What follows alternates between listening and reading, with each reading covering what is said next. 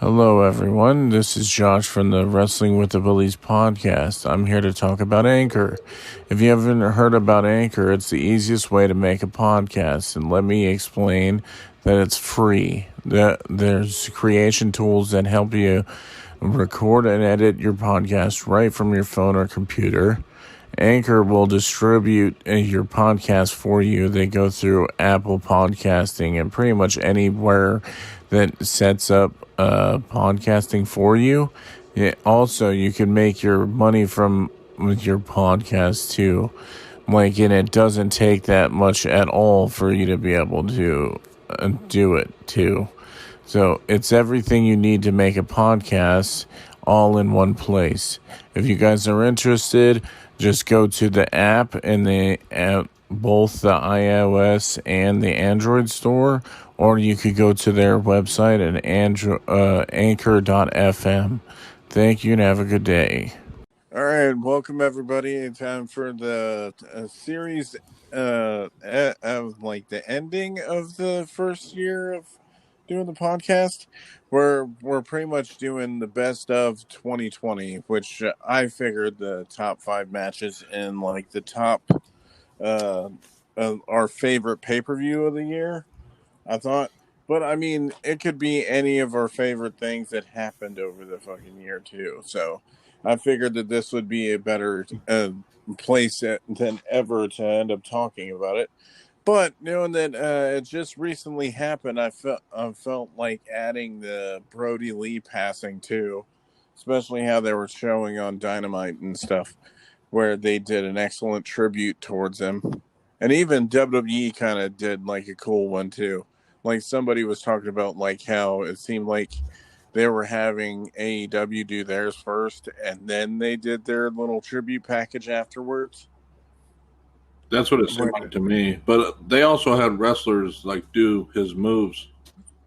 Oh yeah, and then a lot of I think on Raw, Ricochet and Xavier Woods did something, and then I saw that Ricochet did his discus clothesline.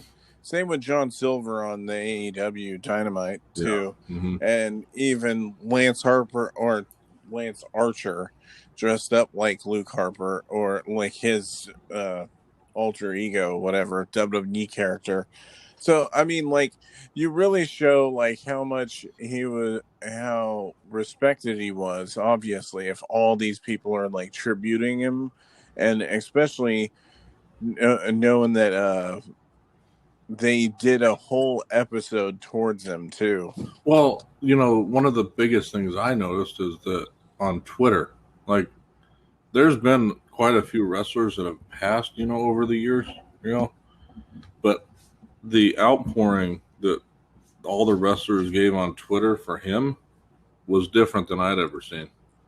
I mean, it was almost every single wrestler said something, which, which is a rare thing. It's kind of how I heard about Bruiser Brody, right?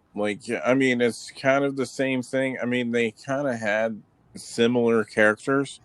Luke Harper was a lot watered down version of Bruiser Brody, but essentially he was kind of like that character in a way.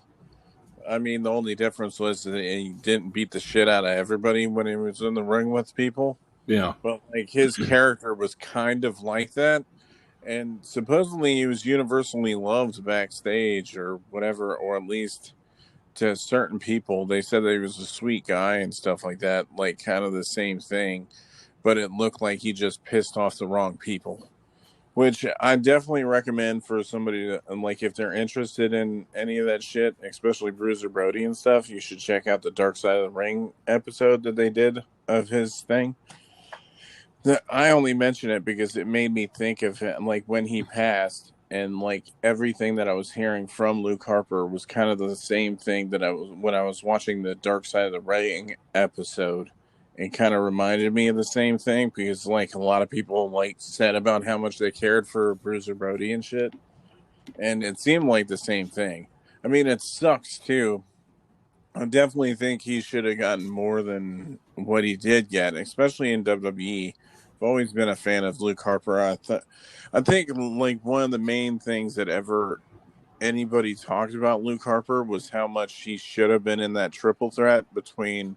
I think it was the match where they did the cockroaches on the ring and shit, where it was Randy Orton versus Bray Wyatt, where I think he lost it. Yeah, I think he lost the title at that match. Yeah, it's crazy how And much he that was looked the like one that we Bruiser were at. Brody. Jeez. Well, that's what I'm saying. It's very similar for like his character and shit. And like that's what I was saying. It reminds me of the same thing. But what's it called? I think we were at that WrestleMania too, the one with Bray Wyatt and Randy Orton. That's the one that we were at. Mm-hmm. But yeah, it just sucks knowing that he passed. But I thought I'd mention it while we were talking about everything on here. Mm-hmm. And like, it's funny how like I was thinking about like some of my favorite matches over the years. Like, So one thing I want to ask: how are we going to do this? Are you going to go through your top five and then my top five, or are we going to I do don't like know. our fifth one and we'll I was talk? figuring I was gonna go, and then you were gonna go, that type of shit or Okay. something. And then if it was like if we had matches where we both had the same idea, then like we would both comment or whatever. Okay, that's fine. I I mean, just we could. wanted to make Yeah, sure I that. figured that's probably the easiest way. I mean, like otherwise it would have been like, hey, we just combined them or something like that. But I don't know. I figure probably next year, whenever we do this again, it'll probably be a little bit different. But like, I was thinking about like the main one when I was thinking about this list that I was just. It was so weird to me, that it kept popping up into my mind was the fucking Roman Reigns versus Kevin Owens match, like that we just talked Well, about. the one that just happened. Yeah, like I was thinking about most of the matches that were happening, and like I was just like, fuck, that was like the main one that was popping into my head. Well, I can I tell mean, you, sure, it was Roman Reigns very is fresh, nowhere but on my list. yeah.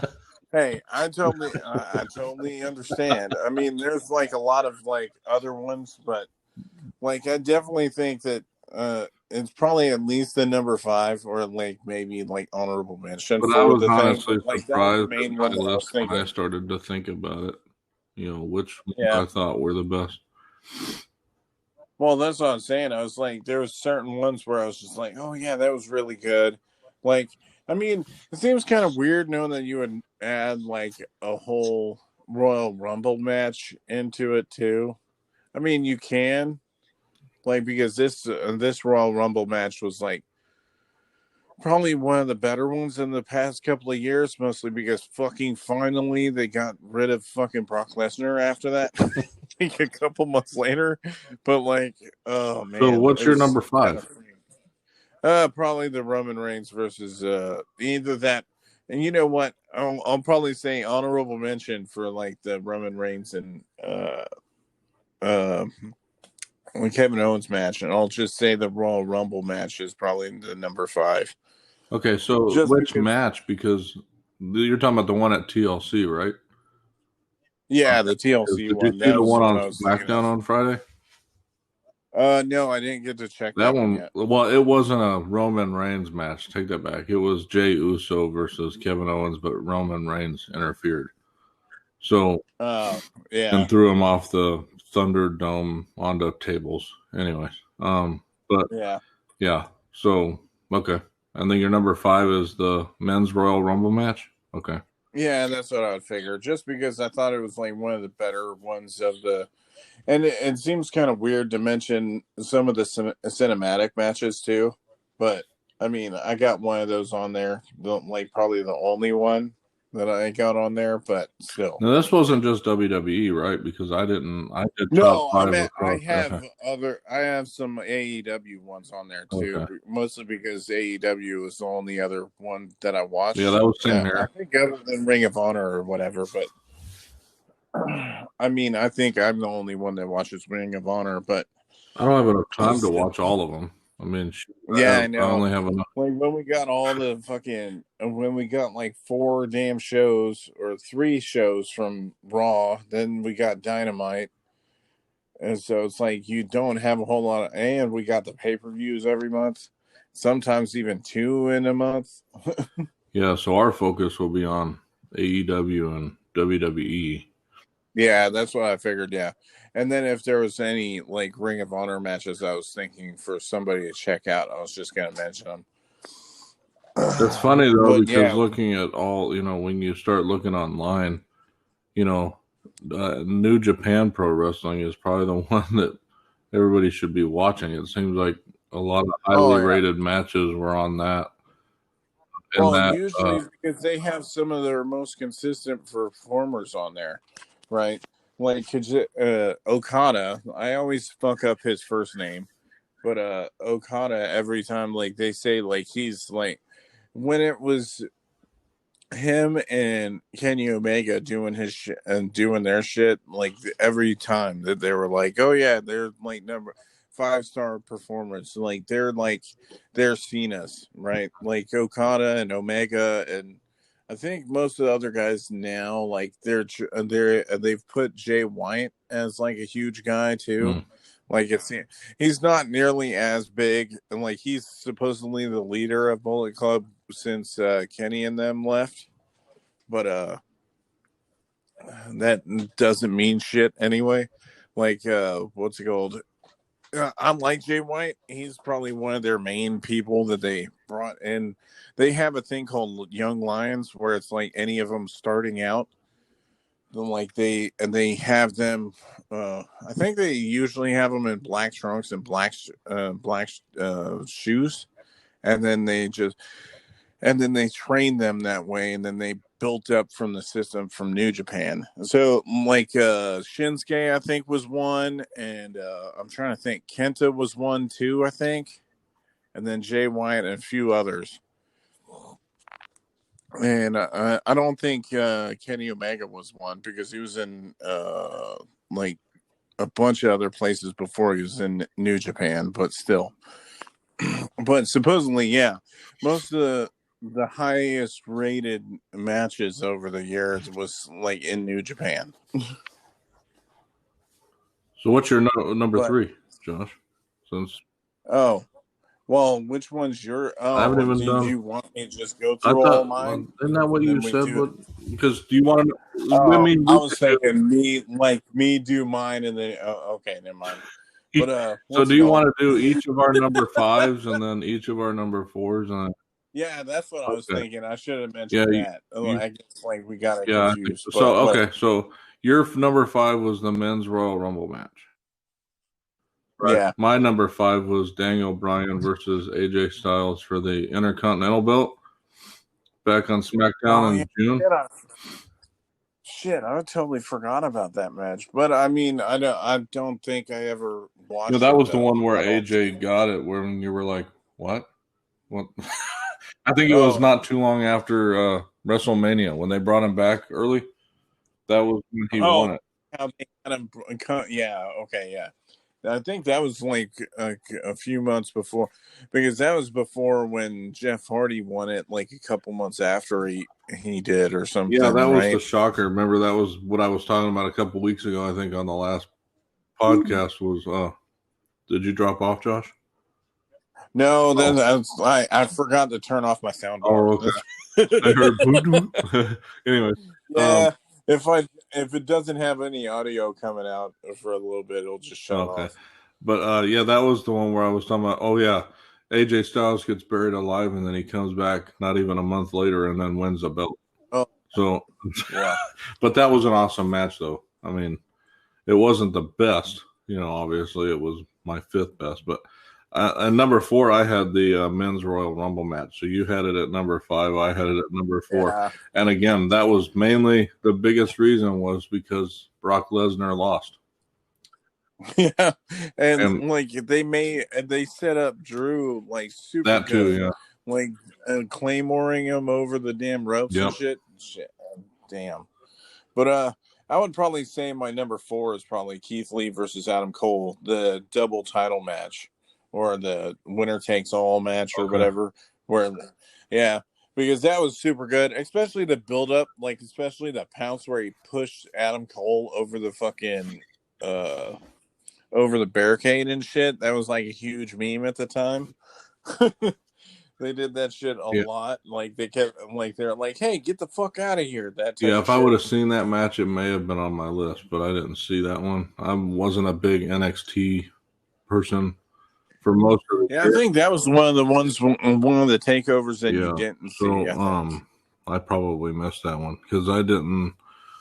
NXT wasn't the only time I really watch that is when we watch the takeover pay-per-views. I don't typically watch it every Wednesday because I'm watching AEW. So, Yeah.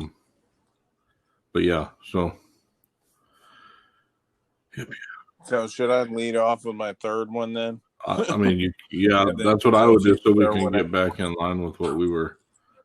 Yeah, but I keep going back and forth on it. I'm trying to think, because there's a couple, but I would probably have to say that Finn Balor versus Kyle O'Reilly at TakeOver 31. I really enjoyed that match too, and it's that was the one where both of them got hurt, right? Yeah. Like, I think that was the main drawback out of the whole thing, but I really enjoyed that match. But I mean, like, I'm a huge fan of Kyle O'Reilly and Finn Balor, so I knew that they were going to do a good match.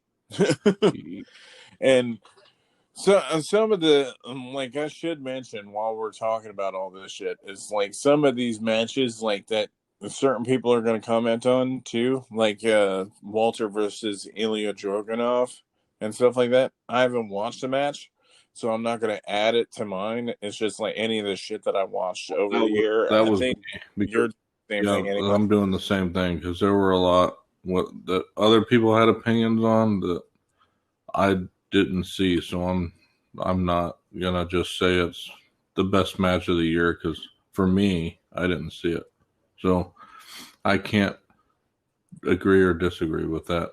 So I did the same thing you did. But so you want to know what my number 3 was? Yeah, Darby Allin versus Cody Rhodes at Full Gear.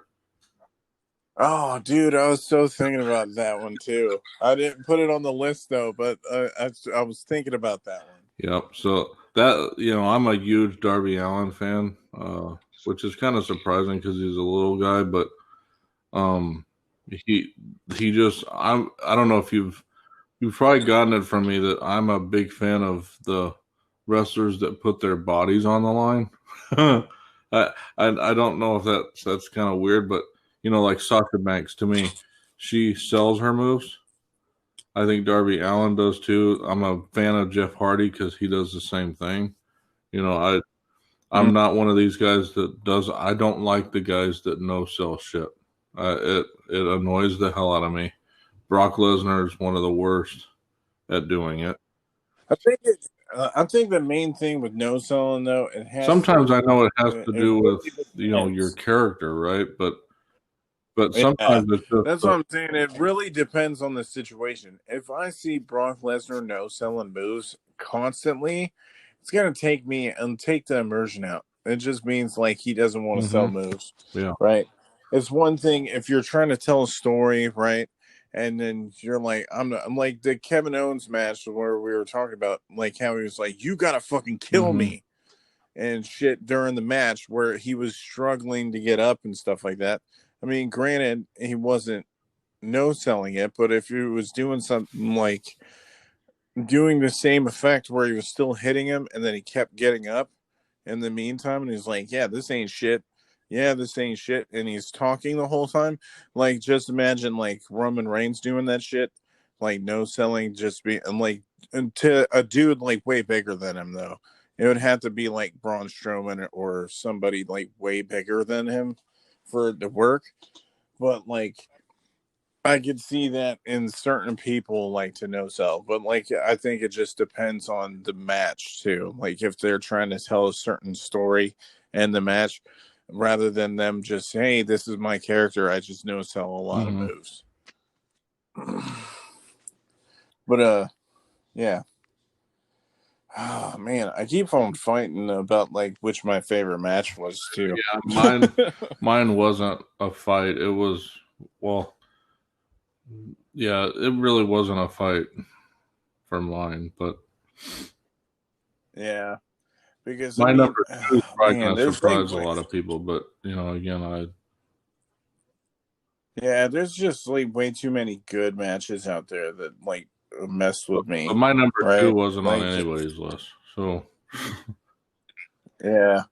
Like, because I was trying to go back and forth with it because there's too many where like I was and like even now I was sitting there thinking about the Firefly Funhouse match with John Cena. I was wanting to put on this list just because I enjoyed it so much. yeah, that one I didn't even think about that one, but the way they did that one, because to get rid of him, like that was perfect based on Cena's character. And really, most of the Firefly, or well, I don't know if you would like whatever cinematic matches that Bray has been in. Like most of them have been good. I mean, the Braun Strowman one was kind of like iffy, but I mean, the best one by far was the Firefly Funhouse one. Like, and I don't want to add the Boneyard match in too because I mean I liked it, but like it wasn't like my favorite. Well, those are filmed. It's kind of hard to choreographed and everything else. I know wrestling matches are choreographed too, but it's different. I mean, it's like kind of like doing the fix something. It's different than doing something live. Then if you fuck up, you fuck up, right? When you film a cinematic match, it better be good because you can retake the shit you fuck up. I mean, so yeah, it's kind of like the Stadium Stampede match, and I think that was filmed, but they also did like stuff in the arena or something at the time, I think. But I mean, I don't remember if they like did tape scenes in the middle of it or whatever. But still, it's like kind of like the ultimate deletion matches. And I think that if it wasn't for Matt Hardy, they would have probably never done the cinematic matches, really. Like, because they would have probably kept doing what they were doing, but like know that it was working with him. I think that's the main reason why I was working. But like, and also at the same time, I don't know if I should have put Adam Page versus Kenny Omega as my number 2, but like it just has worked out that way, mostly because I could keep rewatching it and stuff. I mean, that's probably not like somebody's like number 2 like out of everybody's you're talking stuff, about the one but at Full I Gear, just right? really enjoyed it. Yeah, that's what I'm saying. It's like AEW did some really, really excellent matches. Like even the one where Adam Page was going against Wardlow was good. But I mean, I've always liked Adam Page though. He's been very consistent, even when he was in Ring of Honor and stuff like that. So like, you could tell that he was good at his work, and I definitely think that his acting skills are like one reason why I like him the most Adam too. Page? Is that he? Yeah. Like I mean, like right now, like to me, he sells better shit than Omega does. An idiot. But I mean, also I have a hard time, even though he puts on good matches, like you said, his promo skills need work. It's like and I wonder if that's why they put him with that older guy. Yeah, Don Callis. I think the reason why they put that was because they were doing stuff where they're doing Impact with AEW. So I think that's the main reason why they're trying to build up stuff where they go against each other. He's just not a good talker. I mean, I have a hard time listening to him when he's cutting a promo. Yeah, I definitely agree because there's times, like I was wondering because they showed at like one point he's annoying, like but Eddie Kingston knows how to talk on the mic. Oh yeah, that's another thing too. Anything with Kenny or Eddie Kingston that he did, especially like I gotta throw this in too. It's just an honorable mention. The Eddie Kingston versus Jon Moxley match was by far awesome. I just didn't, and like there's too many good matches where I enjoyed it, where I'm just like I don't know what else to fucking put on here. It's like I would agree, and especially my favorite match. It's just like, come on, man. Well, the funny thing is, the vast majority that I found were AEW matches that I liked the most. most of the year. Like, yeah, and I think I mentioned this on prior WWE pay-per-view, podcast, was that the wrestling on AEW is far superior to me right now than WWE has. But yeah. anyways, Great. you want to know what my number 2 is? Brodie Yeah. Lee versus Cody Rhodes for the TNT Championship, the dog collar match. Yeah, that was my number Yeah. 2, and I think as we were watching, because I don't know if we were watching it together or we talked about it that week, but I remember mentioning how much I liked the match, but I was surprised that they did it on Dynamite. And that Yeah. Cody Rhodes beat him. That was those two things that happened were surprising. However, now that you go back chronologically, and now it might make sense why Cody beat him that night, because I think he might have been sick, and or he could have been having issues. He could have been having anything going on. So it almost kind of puts it in perspective, because I remember that week I was talking about it. Like, I thought it was weird that they gave the title up. Yeah, because you thought, especially with the Dark Order, you sensed that they had plans in order for them, right? Like that they were trying to build to, like, at least Brodie Lee going against Jon Moxley or Kenny Omega or some shit. Because, like, the way that they're building the Dark Order is kind of like the huge stable that's trying to take every belt type of thing, or at least try to put it's kind of like a cult version of the NWO, really. Especially on Being the Elite, they're doing it where, like, they're like, do you want to drink the what's it called? What did they say? Do you want to drink the Kool-Aid? So they have, like, purple Kool-Aid that they hand out to people. So they were trying to, like, coerce people to go in, and I think that's one of the main reasons why Colt Cabana became in the Dark Order. But no, that we're talking about that, I was thinking about, like, because that's the main one that I was thinking of. It was either Cody and Darby Allin or Cody and Brodie Lee, and that's what I was like, fuck, that was, and I was just like, yeah, that has to be my number one. So Brodie versus Cody was your number one? That's pretty funny, because I thought mostly because I thought that wouldn't be on your list at all. I mean, I thought I was pulling a, like, really, I picked that as my number 2. Oh yeah, and I picked that the 2 matches you wanted to pick as number 1 as my 2 and 3. So it's kind of funny. Well, I mean, that's why I have to what's it called? Well, you say your stuff, and then I'll go afterwards, really, and because I have more stuff to talk about, especially the Full Gear stuff. And so you're AEW number 1. anyway. You're talking about you're wanting my number 1. Is that what you're saying?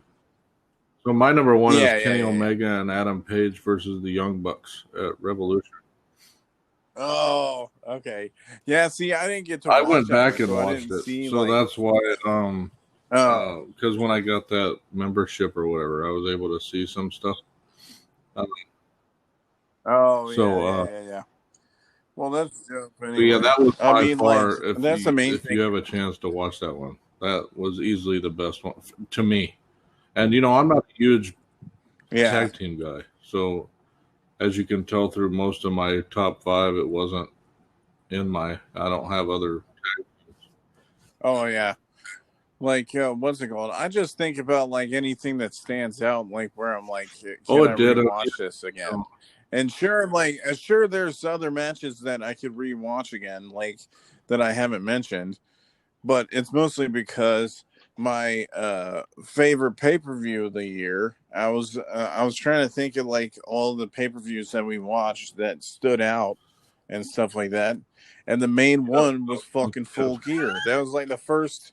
Other than All In, right? Other than All In, before they even started, this was the first pay-per-view that I saw of, like, AEW stuff, and, like, I enjoyed it, like, because I could have added, like, some takeover events and stuff like that, but, like, there's some takeovers that I love more than the ones that they've done the past couple of years, or at least this year, like the Halloween Havoc and stuff like that. I enjoyed those, but like there's some that were from a few years ago Oh, that were just way better, like TakeOver yeah, this Philadelphia and year shit like by that. far the So best like, pay-per-view was AEW Full Gear. And it was yeah, because it was that's what I'm fully saying. Yeah. stacked. I mean, from top to bottom, there wasn't a bad match.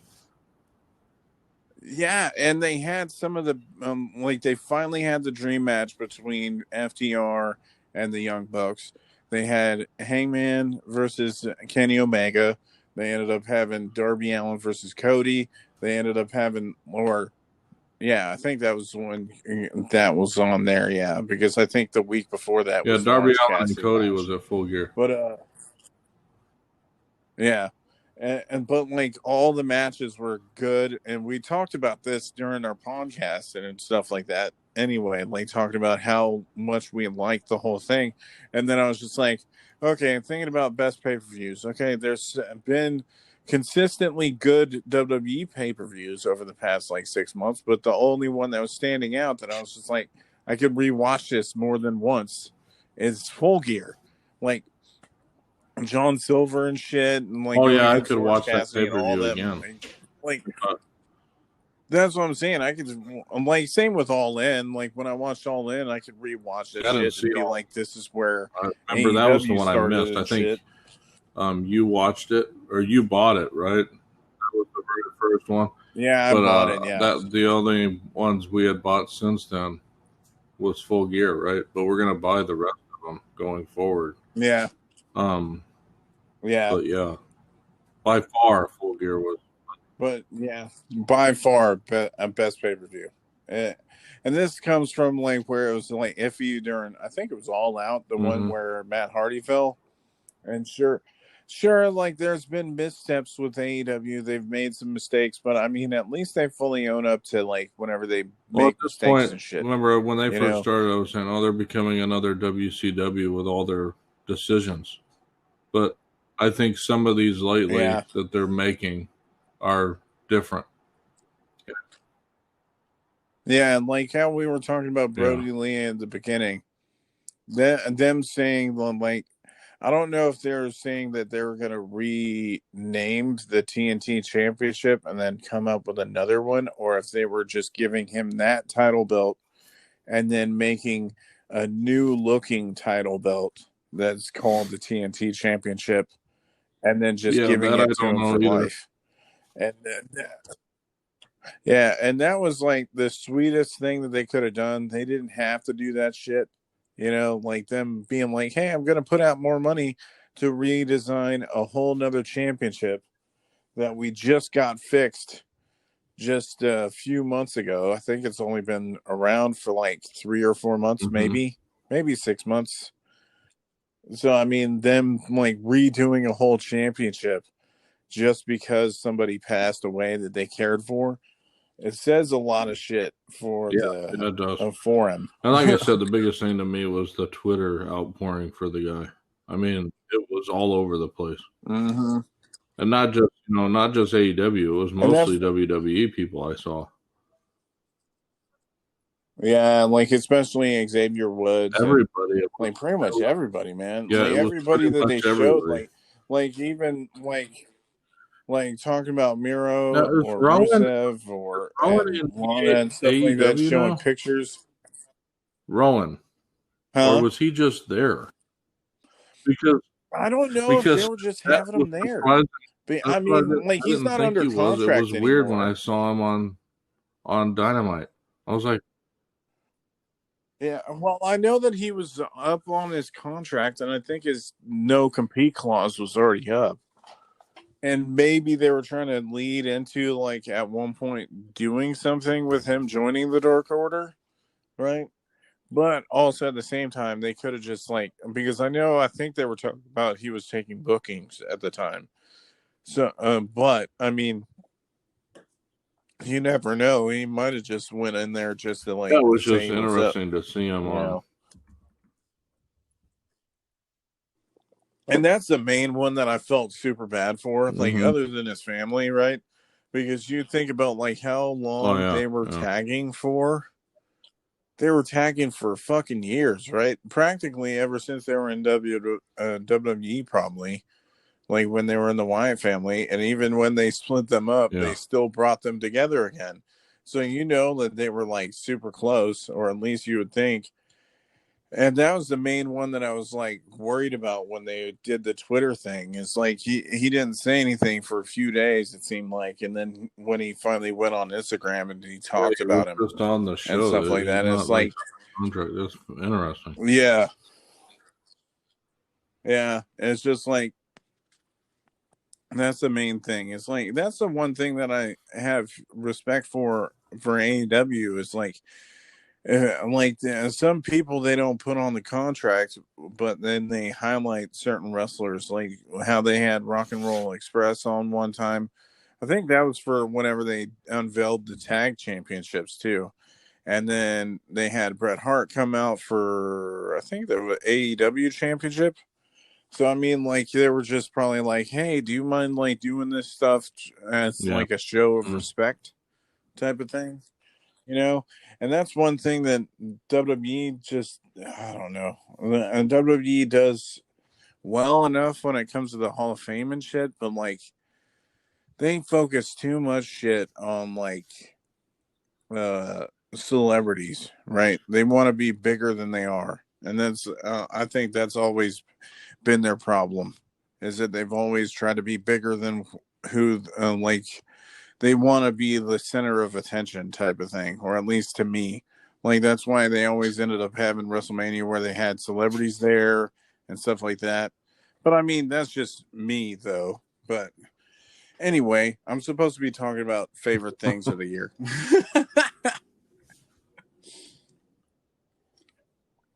But definitely, all these matches you should check out, really, especially if you have WWE Network and stuff like that. And I'm trying to think of anything else that we, any other favorite moments and stuff that we've had from like the past year. I like how they finally did stuff with Bayley and Sasha, which we talked about on the podcast before. Well, one of the best things they did was not re-sign Brock. I don't know what else to. Yeah. Well, thank God. Before even WrestleMania this year, we'll see. Rumors are, they could be bringing him back. But, if you look at Brock lately, he's got a big-ass beard, and he looks like he's nicely retired at this point. So yeah. Well, I mean, like, how much money do you need? After you're getting, like, fucking $9 million or some shit a year for doing your fucking bullshit, like showing up 5 days out of the year. So if somebody was going to give me that money, like how much? Yeah, I know. I'm just saying, like, eventually there would be a point where you wouldn't need any more money. But I mean, but if they kept paying me to come back for 5 days a year, then I'd keep doing it. Yeah, true that. Stopped. I mean, that's a lot of money. I mean. Yeah, that's probably best moment of the year. Brock being gone. That was on my list. We're like number one, Brock being gone. Now I just hope this upcoming year if they actually book the best things we can say is 2020 is officially over. Just hopefully. Yeah, I know. The whole shit show, man. Oh, shit. Well, I guess on that, it would have probably been a little bit longer if, like, Joe could have been here, but he's matches been some. Yeah, and he was kind of having difficulties trying to figure out, like, his favorite matches, too. And I was like, that's why it should just be favorite moments, but I like to mention shit anyway. But yeah, I'm very intrigued with what they do over the next year. We're intrigued with how things will go, and not only WWE at this point, but AEW too. As you can see with our ratings, we felt that AEW had a much better year than WWE did. So maybe this Well, I mean, they were like beating NXT in the ratings for, I think, probably It reminds me of 80% of the year, the probably. Monday Night Wars, but it's Wednesday Night Wars now with AEW. Yeah, the only difference is that AEW is not nearly as No, big not as yet. like But I mean, WWE is. But I mean, they're just a publicly traded company now, and they have like so many people putting money into it that, yeah. of course, it's big as shit now. But it still ain't gonna be as big as the NFL and all the other sports places. But I Doesn't mean, have to that's be just though. my opinion, though. But The funny thing is yeah, I you know. know, That's what I'm saying. It's WWE. like, You can say what you want about them, but they're the ones that really started all these individual streaming services. They came out with WWE Network. oh, Yeah, because the it showed WWE other network, yeah. companies. You know, like HBO Max probably wouldn't be around. Disney Plus probably wouldn't be there. Yeah, because I mean, it kind of started with Netflix, but I mean, it WWE really took Network off is of that probably the one that WWE blew it up, network, even though the and WWE that's network, because Netflix has been around yeah, since what 2000 and something. It wasn't really until the network yeah, came on that they said, "Oh, we can put all our stuff on our," and then charge people to. yeah. Yeah, Now cutting the everybody ends cord up has really having changed it something. too. But you know, I think that's one thing that WWE did right. Yeah, Oh, I still even love though the that fact they that I don't still have to need pay to fix it, $60 for but pay-per-view now. Yeah. yeah, If we're doing it fuck for that, AEW, man. can you imagine Like, if we had to do it for both? seems, I mean, we're shelling out $60.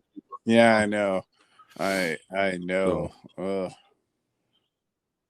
I just remember we used to end up getting pay per well, views yeah, when we were younger and shit too. So, and that was all it like, was, I but think it's normally me $50 a buying month them anyway. because But Dad still, would never pay for them. yeah, But yeah. Anywho, yeah. But we have I anything left guess for this? that'll For be it for the 2020, and we will look ahead to 2021 now. I mean, this is like in 2021 when what we're doing it, third? but I mean, whatever. I mean, geez. it's only a couple days Yeah, later, I mean, but so when we're yeah, gonna do an AEW yeah. one next weekend? Is that Something like that. I was thinking about, I don't know. We'll be doing okay? something in the next week or so. Yeah. Yeah.